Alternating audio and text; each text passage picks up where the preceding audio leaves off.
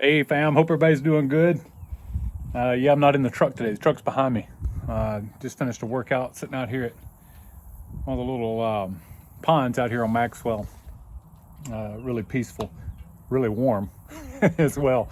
But yeah, just thought I'd sit out here for a little bit. I was in the gym, just going through a workout, and I'm sure most, if not everybody else that keeps up with me, follows me, or watches videos or whatever, probably the same way. Just you work out, you got things on your mind, just kind of really think through it, and it's good. Just for me, it's a relaxing time, and not physically, of course, but mentally.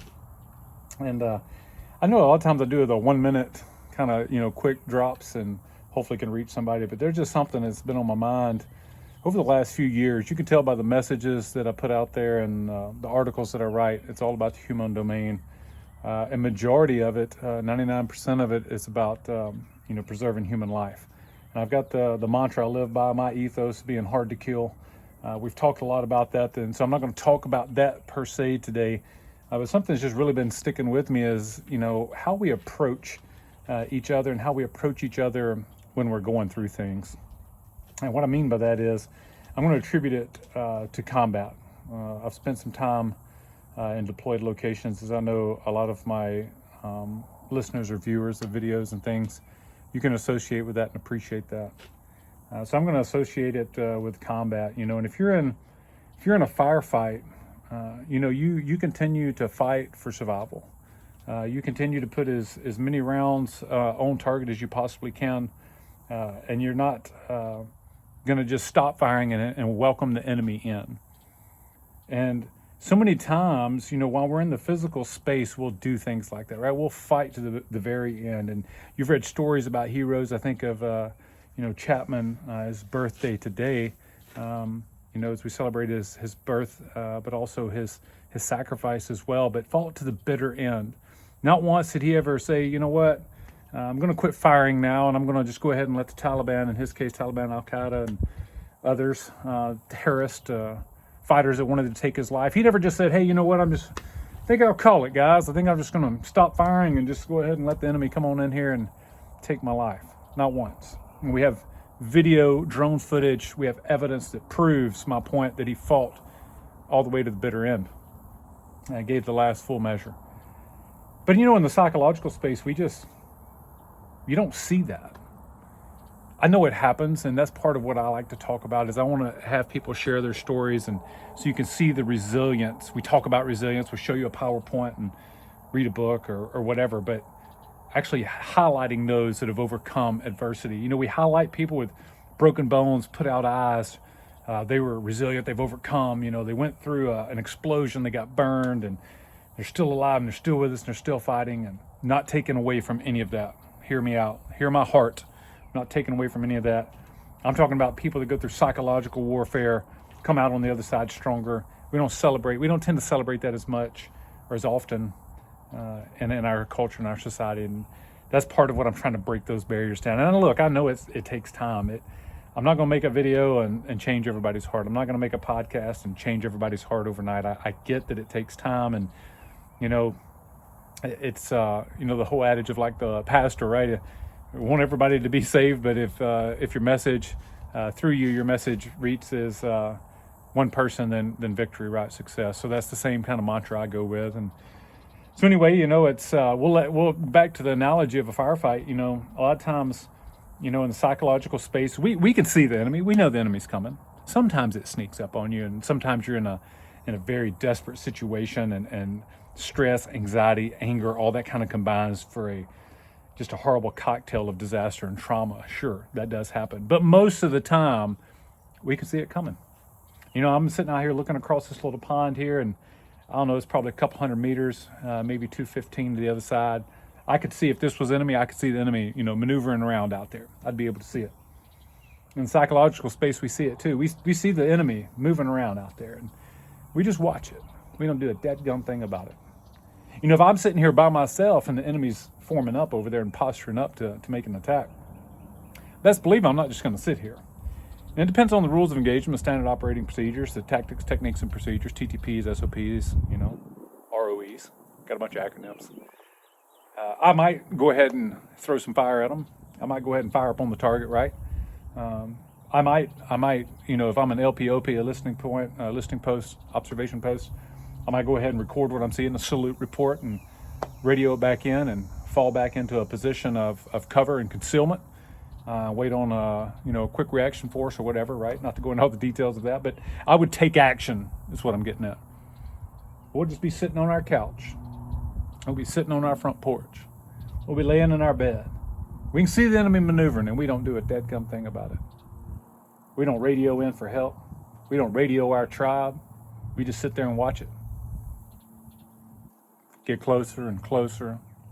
We become one with it. We welcome it in. It's like, a home invasion, somebody beating on the door and it's the enemy. You can see it on your Ring camera, whatever. You're posturing up. You're ready for defense, right? You're not just going to open the door and be like, oh, yeah, please come in. Murder me. No, not at all. Same analogy. The enemy posturing up outside our door. You know what we do? Throw the deadbolt off, open the door and say, come on in and sit down with us. Get comfortable with despair and anxiety. Yeah, depression, go ahead and build up a little bit. Now, we don't think this out loud, right? We don't actively think about this, but that's what we're doing. I'm just challenging you. I know you can see the enemy. I've seen it before. In the physical and the psychological space. I know what it feels like. I know what it feels like to just continue to try to bury it. I know what it feels like to watch it get closer and closer, and the closer it gets, the more hopeless and helpless that you feel. The more darkness that surrounds you, the more darkness takes away your target and takes away your sights. And then a lot of times it's too late. So I'm challenging you right now in the individual space. Don't let it get too close. As soon as you see enemy movement, radio it in. Who's your tribe? Who you going to radio it in to? And another thing that I really gotten fired up about here lately, and it's hard for me to keep my composure and channel the words without elevating my voice. In said firefight, again, we'll use that same analogy there. And even if you're not in the United States military, or even if you're in the military and you've never served in those type of combat positions or missions, you can relate to it. Movies don't always tell the truth, of course, but you can kind of get where I'm coming from on that. So that's why I use that analogy again. In same analogy, same scenario, I'm sitting here and say I am engaged in a firefight and I'm by myself. I'm not going to just, and somebody else walks up there and I'm going to be like, hey, are you shooting at them? You doing okay? Oh, okay. All right. Yeah. So I see you a little depressed. I see you got a little anxiety and stress, but you go ahead and call 988. Okay. You need anything, you just let me know. Fool, I'm in the middle of a firefight. What are you talking about if I need something? That's another thing that I'm getting at, is where so many times we see it too. Especially those that have been through the darkness. I know you can see it. You know when somebody's going through something like, well, I just don't want to step on anybody's toes. Trust me. I'd rather step on some toes and save a life. You know what I mean? I'd rather step on some emotional feelings and save a life. You know what I mean? If somebody gets upset because you're checking on them, hey, I can sleep at night. I'm going to go ahead and go home and go to bed and just sleep like a baby. A baby that sleeps good, I suppose. So yeah, when you know somebody's pinned down in a firefight, don't walk by them and fist bump them and say, I just really hope the best for you. You ain't doing nothing for them. That's like telling a homeless person, well, I hope you get some food now. Go on now, you hear? That ain't help that person at all. Somebody needs some clothes. You're like, man, I hope you find some clothes. Man, just keep your mouth shut. You ain't helped nobody. So when you see somebody in trouble, be their tribe. Like, oh, well, Chief, I wasn't in their tribe. You need to put yourself in their tribe. Make a tribe. So when we're talking about these types of analogies and these types of things that people go through in real life, you're like, man, you know what, Chief, I think you missing some stuff, like I ain't got no tribe. Like, who am I going to radio back into? That's fair. That's real. I see more and more across not only our service in the Air Force, but our service DOD wide. It's like human nature. I said it many times. It's the human endeavor, the lack of connectedness. It's so many people they feel so alone, and they're surrounded by hundreds or even thousands of people.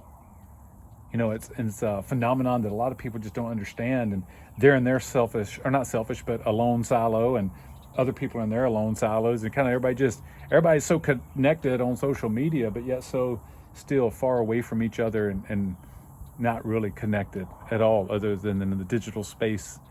And they wouldn't dare, reach out and ask for help. Most people wouldn't in that space, I've got 5,000 likes on this photo, and not one of those 5,000 people, or maybe some of them are bots, I don't know, but 5,000 people know what's going on in that person's life. And that was the Insta life expression anyway, right? That wasn't the real life. Nobody puts out, not many people anyway, put out in real life like, man, I'm really struggling right now. So anyway, I've seen just such a decline in my 42 years of living on this earth. I've probably been paying attention to it the last 10 years or so. The decline of human connectedness and how alone people really feel. So I'm challenging you right now. You're like, hey, you know what? I'm in a good mood. Ain't nothing in life holding me back, Caleb. I'm doing good. You talking about the enemy on the other side of the pond. Ain't no enemies around me. I'm living life. I'm living my best life. I'm happy for you. And I don't mean that flippantly or dismissive. I am happy for you. But take it from somebody that's been through some stuff. I'm fully convinced and persuaded that no one in life ever gets out of this life without a scar or two, physically and psychologically. So the time is coming. I'm not trying to use scare tactics at all. People that know me, that know that is not my heart. I love you, and I want you to be prepared. So you don't have a tribe, you need to go build a tribe. And it doesn't need to be an inch deep and a mile wide. And you need to have some depth in your tribe. 3 or 4 or 5 people that know you, that know your weaknesses, that know your strengths, that can help you in life. So that when that enemy postures up on you, because they will posture up on you one day, when they posture up, you're ready. And you're not going to fight it alone. You know what I mean? Like, you need people in your tribe that will fight with you and then for you when you can no longer fight. We have this saying, like when I was running convoys, one of our gunnery sergeants I was deployed with, he had this saying that stuck with me, and that's where a lot of this keep fighting and be hard to kill, that's where that philosophy started forming, and that mantra and that ethos that I have started forming with Gunny Sanchez. But anyway, on deployment, and he's like, look, it's like, fight till you can't fight no more. And when you can't fight no more, you help load ammo. And when you can no longer help load ammo, I want you to treat the wounded. And when you can no longer treat the wounded, I want you to give blood. And when you can no longer give blood, that means you're dead. And should I be in this case with you, I will fight till I can't fight no more. Then I will load your ammo, men. And then I will treat you. And then I will give you my blood. And when I no longer have any blood, that means my ass is dead. You strip me of what you need, keep the guns up, the fight alive, and get the rest home. Never forget that man. He's no longer with us. He fought to the very end. Not on that deployment, it was 3 deployments later in Iraq. That mantra stuck with me. And while we're not slinging lead around out here, thank God, I want you to know that that same ethos lives on in the tribe that I'm in. And you need to find a tribe that has that for you. That will absolutely give you everything they have to keep you in the fight. Now, I know it's not all combat, I get that. It's money, it's finances, it's relationships, it's the lack thereof of both of those categories. It's a whole myriad of things that we go through in this human endeavor. I get that. It's not my first day on this planet, y'all. What I'm saying is, dude, I'm just sharing with you the experiences I've had, the people that have meant something in my life and that have poured in these spaces. You are not alone. I promise you, you are not alone. And even when you think you are alone, you think there is nobody around you, you just go ahead and click that link me, or link tree, sorry, I'll get it right in a second, that link tree. It's got my contact information on there. 988 option 1 as well, but you can contact me anytime. You are not alone. You're out of ammo? Trust me, we got some more ammo, I got you. You're not in this fight alone. Listen, y'all know the deal. Keep it real and stay hard to kill. Love y'all.